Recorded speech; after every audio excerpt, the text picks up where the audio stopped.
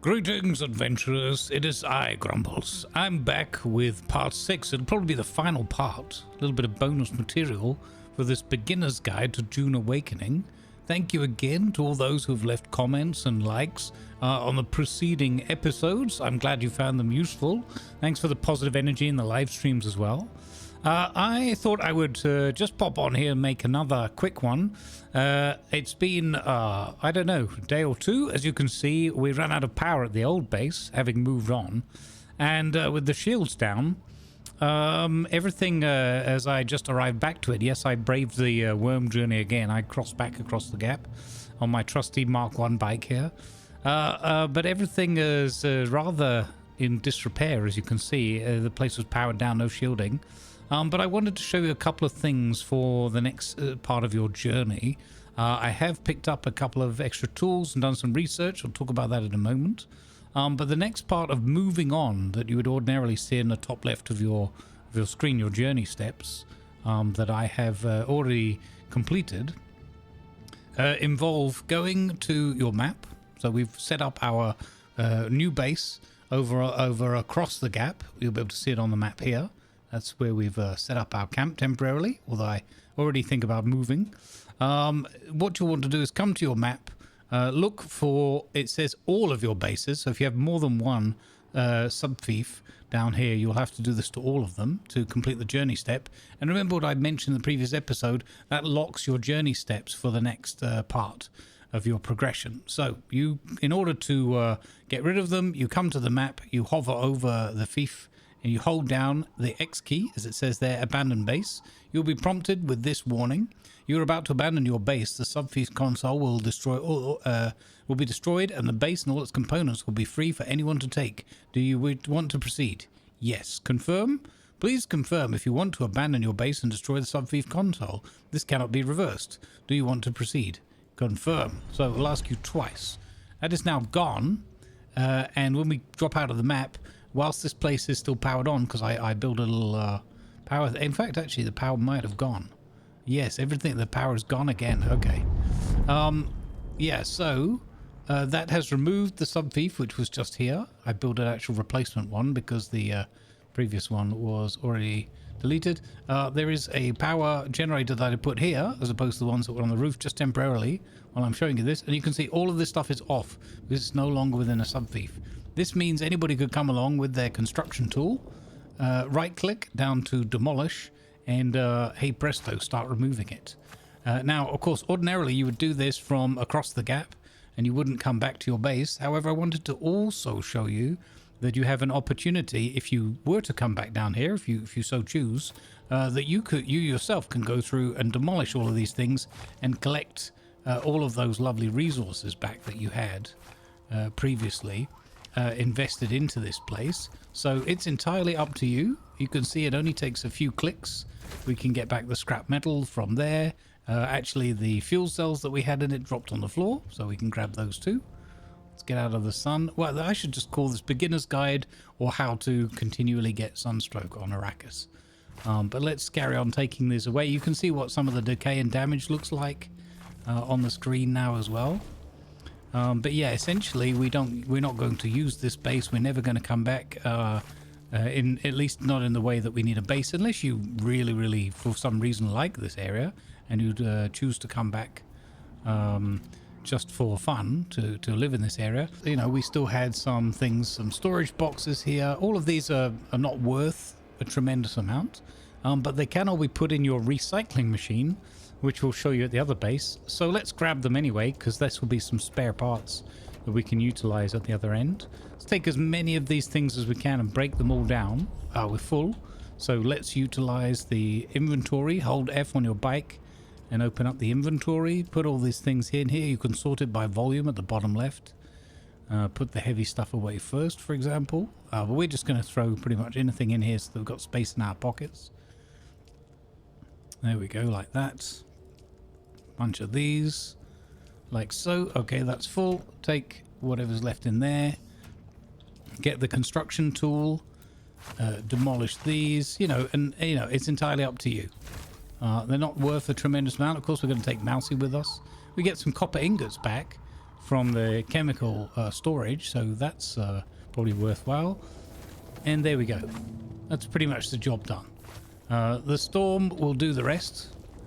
Might as well carry on with this while I've still got space in my pockets. You'll see that we have managed to achieve our usual sunstroke. What's this that we've dropped here? Ah, some metal. Okay, we have no more pocket space. All right, jump on your bike if you need shelter from the sun, as I do. And let's proceed back north again. I'll see you on the other side, folks. There's a couple of other little beginner's tips that I want to give you in this sort of wrap up, in this final bonus episode, if you will. So I'm going to drive back across the gap. Try not to get eaten by Jeff the Worm. I've already started the journey south to come back here and show you this part. Again, you do not need to travel back south again. You do not need to risk going back across the gap. It's all completely fine. I've just done this because the subfief was missing down here, and as part of the beginner's guide I wanted to show you removing the subfief from down here, so that you could you definitely need to click on this area. Oh, here we go. We've irritated Jeff again. Very close by. That is intimidating. All right, and here is the new base, slightly redesigned to sort of fit this new location a bit better. There we go. And here we are, safe and sound. Wonderful. All right, let's drop off a few of the resources. You can go to the chests, press F for a quick drop, and if there's something matching the kind of resource in your pocket in the box, it will pick it up automatically for you. Also, what we can do is we can go to... we have... actually, let's take a moment, take a deep breath. So... we built this house again next to the water because valuable resource, lifesaver at times. We have put our blood purifiers in. We have our small ore refinery. We have our small chemical refinery, both of them crucial, but what we had down south already. I have also invested in, I would highly recommend you do this, the small water cistern. In your research tree, this is accessible under the water drop. You will see under copper products, water cistern. You can also unlock the Literjon. In fact, we'll do this right now. It's worth showing you. And I would strongly recommend to pick those up, although the Literjon is possibly a bit of a luxury at this point, but affordable. I would also recommend that you unlock the Blood Extractor Mk2, the Dew Reaper Mk2, although I haven't unlocked it, and I'll explain why in a moment. The improved blood purifier, which will help you processing. You get 40% water extraction efficiency from that compared to 20%, so doubly efficient here. Very worth doing. And the medium blood sack, because whilst it's a little more expensive to make, including costing some iron ingots that you'll get into in this region, this will save you a lot of pocket space. Remember, we're always juggling pocket space. So I now have one medium blood sack and two small ones for the backup. I definitely recommend moving along with the blood sack size, because you're going to be picking up a lot of blood. It is, I guess, pun intended, your lifeline in this game for water in a lot of cases in the early and mid game. Even later on, you'll still be using it. Okay, other things that are worthwhile unlocking are under the construction tab. We have unlocked the recycler, which I'll show you in a moment. The Cutter Mark 1, because even though you have the Sims, you wouldn't need to unlock this. You will have enough intelligence points by then to do it anyway, just from leveling up. And also the Power Pack Mark 1, because sometimes we're finding these, but you have to know the recipe in order to repair them as well. This will, those are your copper products to go for. Other things that you'll need, you've already unlocked. But when you're moving on to the iron product stage, I recommend, it's a personal preference at this point, upgrading your, well, having the option to upgrade your bike, so learning the Mark II and learning the Sandbike scanner. That's probably going to be beyond the remit of this beginner series, but let's just say you can find stuff around and about that will be quite beneficial for you. Some very useful loot that's buried around the place, and also this will help you to scan locations and look, okay, I need some iron ore, where is the nearest node? Jump on your bike, scan it, scan the area, look on the map again and you'll be able to find the resources you're looking for a lot easier, a lot quicker. All right. Remember that you always have the suggested tab here on the left-hand side, so you can see what the game is recommending for you to unlock, and they more or less match or mimic what I've been talking about. The next things to unlock, as I said, the recycling station and then the iron tier. So here, iron products. I recommend unlocking the repair station when you can. The Power Pack Mark II, possibly if you can, and the Cutlery Mark II. Cutlery is something you always want to be upgrading. The repair station is very useful because you will find a number of items that you might not be able to unlock the recipes for yet, or rather that are at the tier you're at, but you might not have all the resources to craft. If you know the recipe, you'll be able to repair them in the repair station. So that can save you a lot, and you'll find a lot of useful items, especially when doing testing stations and things like that, that will help you to continue your journey through the game. All right, let's have a look at the recycling station.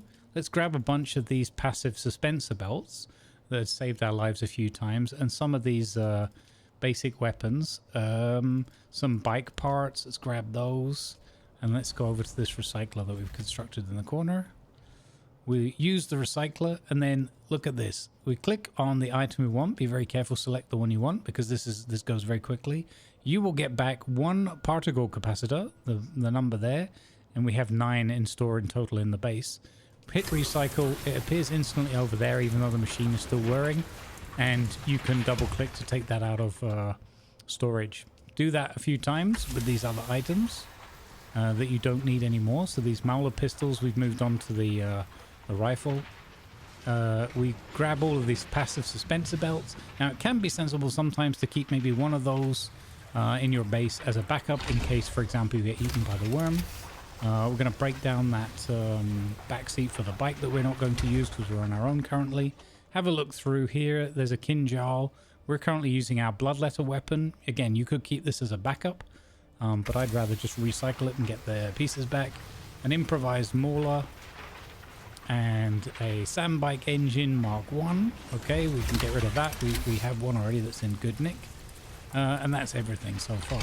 So again, just double click through these items here, or you can look at the storage tab and to collect all of those additional resources.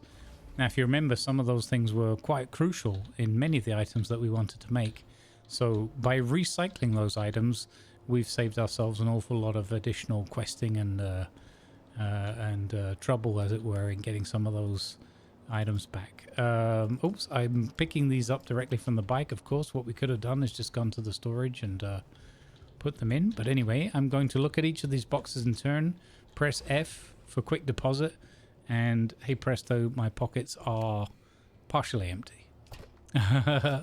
All right, let's have a look in here. I'm looking for a box where I want to put some more stone. This box is full, that's why. So I'm just going to, at this point, go to the next box for overflow. There we go. Put some scrap metal in there, and there we go. Pockets nice and empty in terms of weight, and only our spare armor kit on us. And there you go. So that is, again, we got rid of abandoned our old base, so we have nothing left down here to worry about. We have adjusted and improved the base that we have here for a bit more space. We have built the recycling machine and learned to recycle equipment to save us valuable parts and additional effort and questing. We have our blood in place. We have additional water storage in place. What would I recommend you do next? The next thing I recommend is, whilst we have our water patches here, which is wonderful, we don't want to be just drinking and sustaining ourselves barely with water just from there, even though we have the blood processing. So let's take a little trip up to the Anvil, which is the trade post in this region. How convenient. We parked right next door to it. We're going to drive up here. There's a little amendments we made to our base. I'll show you that in a moment. We're going to drive up to the Anvil. It's a bit rocky around here. Through these big concrete gates. Or plastone, whatever it is. I don't know. Oh, and there's one of our fellow players enjoying some time on a buggy. Nice. Remember the good habit to be in? Drive and park yourself up in safe garage areas. There's not going to be any damage to your vehicle. Ah, good vibes. Somebody enjoying the server. That's nice to see, isn't it? We're going to come in here, and what you're going to do when you first arrive, you'll have a little cutscene. Again, no spoilers. And you're going to end up talking to this chabby here, who's the Atreides representative. This chabby here, who's the Harkonnen representative. Should be fairly obvious looking at him. You're going to, of course, look at the contract board and fulfill and take any contracts that you find here. I've picked them all up, ready to go. And this chappie here is going to be very important to you because he's going to offer you the opportunity for some light conversation, but also the ability to trade. Now, beginners, here's my tips for you. In here, as well as being able to buy parts for bikes, both Mark 1 and Mark 2, which can save you an awful lot of trouble in terms, again, of questing. You'll be able to get an upgrade by just using the Solari that you have rescued from the various scavengers and ne'er-do-wells around the map. You can save yourself a lot of time and give yourself a little boost up by picking up, for example, a Mark II engine and a Mark II power supply unit and applying those to your Mark I bike that you have. Just detach the old ones, put these new ones in place, and have a speed and power boost to your existing bike without having to purchase all of the pieces or indeed find the parts to make them for yourself. The other things are the blood extractor Mark II. So this is the really important part. Get yourself the blood extractor Mark II, or make it for yourself if you have the pieces and you've unlocked the tech. You can buy yourself a medium blood sack. This is something I'd probably make for myself. Then I recommend buying yourself a Holtzman Shield Mark II, 5,800. Again, you will have, I think we had something like 20,000 by the time we'd moved here. Somewhere between, anyway, 10 and 20,000, plenty. Grab yourself a Holtzman Shield Mark II, then you'll be able to shield yourself in combat. Grab yourself a Dew Reaper Mark II. I already have one of these, and I'm going to show you how beneficial that is to have. You could purchase yourself a Leap suspensor belt. We'll talk about that in a moment, but again, some of these things you might want to learn the recipes and go through step by step. But I highly recommend getting yourself the Dew Reaper and the Blood Extractor Mark II if you don't have the materials to make it yet. You can also pick up some of the things you find by questing around the area, going to the various little caves and things. The EMF generators, the particle capacitors, the mechanical parts, and the micro sandwich fiber. They are 750 a piece, and they have 50 in stock here. And this at the top here, the countdown, 18 hours, 29 minutes. That shows you until the refresh of the stock. Perhaps new things come in and so forth. But yes, so there's an opportunity. Even some of the basic resources are available here too, like fuel cells and plant fiber. But again, I highly recommend getting yourself a Dew Reaper, possibly the shield. It's up to you. The blood extractor, definitely worth it if you haven't got the time to make them yourselves, or you're just lacking the materials and not sure where to go, because that will allow you to obviously extract blood more efficiently. And blood leads to water, water leads to life, and life leads to the spice, as we remember. But in addition, the Dew Reaper, which I'm going to show you the utilization of right now, if we go back to our house, the Dew Reaper in conjunction with a Literjon, so the special one that we got the special schematic for from Griffin's Reach trading post, or any of the other ones like the basic Literjon that you can make, which has a slightly smaller capacity, from the tech tree, from the research. Once you have this Dew Reaper, what you can then do is you can come out to these beds of flowers, get your Dew Reaper out. I have it on slot 4, and you see the little sickle icon that's on the flowers. You can use it to harvest them for water. And now we're spilling water because we have so much. So when you see that there's a red note saying you're spilling water, this is where you come over and either at your blood extraction machine, deposit water. You can see it going in the right hand bar there. Or you go to your water cistern, same difference, they're all on the same water circuit, and just deposit water in here. That's now full. We'll go outside. Here we have another flower patch. And we're going to harvest the dew again.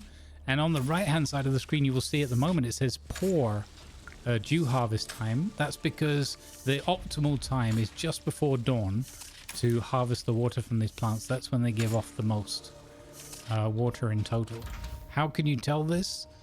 By looking at the plants, you can see that they have a dewy mist that gets stronger and stronger up until the point where they are best to harvest.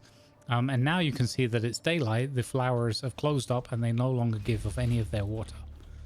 The other way, what you're looking for a hint, is if you press T, if we hold it down, at the top right hand side of the screen, you can see the time passing. In this case, it shows the yellowish box, the sand colored box, that is daytime.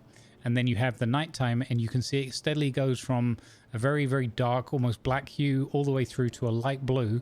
And when that indicator, that little arrow, is on the light blue color, that is the optimal harvest time. So it's quite a small window of time in terms of server game time passing. But you can harvest any time at night that you find those flower patches. You will just get a poor harvest unless you're in that light blue segment, in which case you get the optimal harvest. It just means more water. So we come to our water cistern, we deposit more water, and you can see now that we have a total capacity for water that covers both blood purifiers and the one cistern of 7,000 milliliters. And we have a current capacity in this circuit of water of 4,978. So that's how much water we have out of our possible stored total. And up here is how much is in this particular item. So the capacity of this cistern is 5,000 and we have 2,978 or 59%. Okay. And here you can also, in your Literjon, you can see this is currently empty. We can now click extract water 3 times like that, for example, and you'll see 3 little pips, and off we go. We have plenty of water to keep ourselves hydrated when we're on the move, plus we're wearing our still suit. So we now are, if you remember back to the start and the early videos in the series, where we were struggling a little bit for water, we're now at a point where we are pretty much self-sufficient for water, at least in terms of our survival. The tricky part now is that we're going to get into the next tier of manufacturing, namely iron and steel, and from then on you will see that iron ingots require 25 water and 5 iron ore for each ingot. So if I craft one of those, that will be removed from the total in brackets, in other words what's in our storage, for the benefit of that. When we're making steel, we will need 50 water, 4 pieces of carbon ore, which we haven't even located yet around here, and 1 iron ingot. So you will need to make iron ingots from iron ore with water in order to then process again into steel by adding carbon ore and combining with water. So you can see quite quickly that things are going to ramp up in terms of your water consumption. All right, let's process an additional 10. Here you can see the water drop down now to 3953. We've run out of iron ore as well, and if we go over here we can see we're now at 3953 out of 7,000. So we've used up quite a significant chunk of water again already. Okay, so looking at our research tree, again, skills I'm not going to cover in this video series. That's up to you in your progression, your chosen class and so forth, and I want you to enjoy that hopefully and have a lot of fun trying those different skill trees out.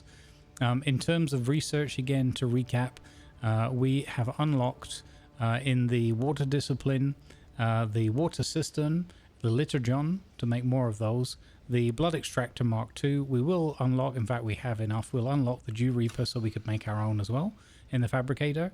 We've unlocked the medium blood sac and we've unlocked the improved blood purifier. However, that requires iron ingot. We've just seen about making those, and the silicone block, which we need to manufacture in the small chemical unit, which is not the recycler. This is what over here. The small chemical refinery. There we go. So silicone block requires water, 50 a piece, and flour sand, 5 a piece, of which we only have 1 in storage, and it will make these silicone blocks for us. Other things you can make here, as we did previously with the bike mission, is your small vehicle cell and your medium vehicle cell. The small one is just fuel cells, 25 of them to make one. Medium requires 15 water. So again, water becoming the really precious resource here. Other items that you'll learn about, like cobalt paste requires 75 water per, and so on and so forth. So get into good habits around water collection. Water storage is very important. We can, for example, pick that piece there and look to make another one. It costs 25 copper ingots. I'm just going to put this down here because it's very much worth it. Put yourself a couple of these in. When you click on this now, you can see that the storage limit has gone up to 12,000. An additional 5,000 there from this one cistern. And hey presto, off you go. Your water is now easily at your fingertips on a regular basis. Okay, so that is the trading post. That is some recommended research for the next stage of your journey. That is abandoning your old base to continue your next journey steps. That is also the trade merchant, where you can pick up the blood extractor, the Dew Reaper. Those are definite go-to items that I would highly recommend just purchasing. You can, of course, grind it out. You can go and earn yourself all the resources by adventuring around and going to the relevant places like the testing stations, but purchasing them so that you can get on top of the water situation for your own survival, maybe not enough for your processing, but it should help you with that too, is something I highly recommend you do, because it's just going to save you a lot of time and a lot of those moments where you're like, oh man, I've run out of water again, and that kind of situation. Okay, hopefully those hints and tips were helpful for you. You can then, or once you abandon your base, you'll be able to continue your journey, and the next step is to take the second trial of Akko. I'm not going to spoil any of that for you, but I will show you very briefly. The second trial of Akko, your task is to locate the second trial, and it's currently at an unknown location.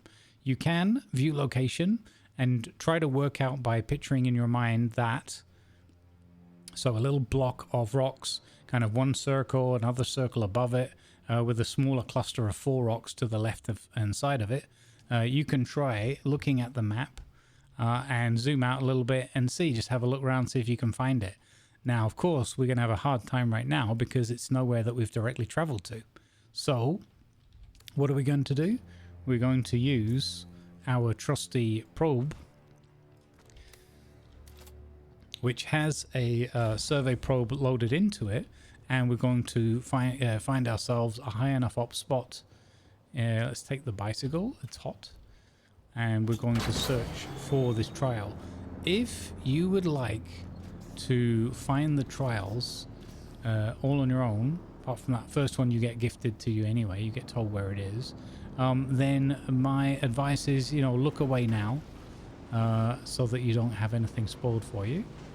We're going to try to find somewhere. Let's go up here a little bit, see if we can find somewhere that's high enough up.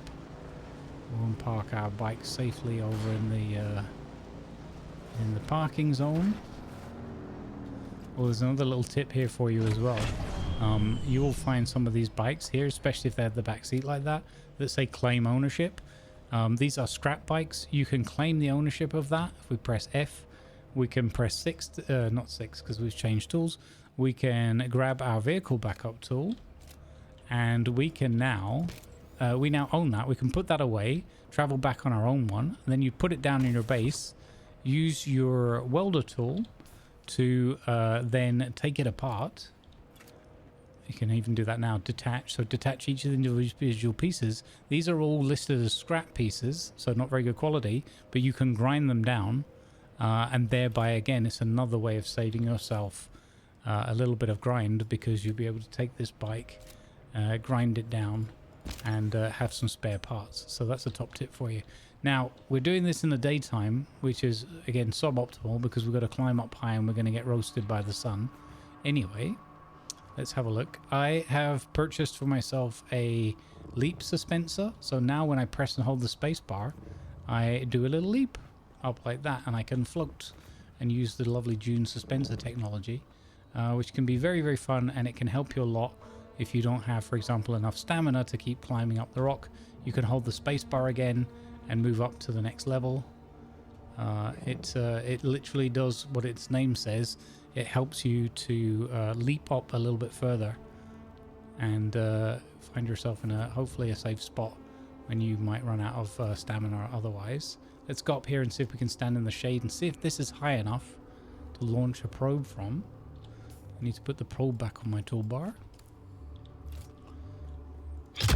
Okay, that was high enough. Wonderful. So come to the trade posts, climb up above it. Important here is, as we talked about before in the earlier episode, don't drop down a level or go too far away from where the probe's running. Just wait the 10 seconds. You can move out of the sunlight like I did, of course, or tried to. But make sure you don't go too far above or below whatever, because it can disrupt the process of the probe. I'm not sure if that's a bug or as intended, but anyway. Okay, on the right hand side of the screen we have a warning about sand hazards. Be aware of quicksand and drum sand hazards on the open sand, which I was talking about before. So until this point, until you scan this zone, your character does not know, let's say, intellectually about quicksand and drum sand. So be aware of quicksand and drum sand hazards on the open sand. Quicksand can be fatal and drum sand will attract the worm. Keep an eye out when crossing the open sand and use the map and scanners to avoid being caught unaware. I can unequivocally tell you that I have sunstroke again. I can unequivocally tell you that, so firstly let's look at the map. Hit tab or M and you see that we've scanned this area here. Has now been made clear to us, albeit only this area. So before we were in one big area, the Hagga Basin South starter area. Now we're in Eastern Vermilius Gap. Here is Western Vermilius Gap. Here is Jabal Ifrit al-Janub. Easy for me to say, and so on and so forth. You'll need to go with a probe to each of these areas and scan them to kind of unlock an understanding and a picture of what is listed around the place. And I've lost my train of thought. Okay, so, yes, now that we've probed that, when we move around the map, we can now see when we hover over this, that this is called drum sand. They talked about quicksand, but actually there is a little bit here, but you can't quite see it. It's hidden by the map. But you can just about see the different color, right? This is more of a pinkish with stripes, and this is more like red and pink with dots. So this is drum sand. If you drive over this, boop, boop, boop, boop, boop, worm comes very quickly. Don't do it. And if you drive over this, yeah, I'll let you find that out for yourself.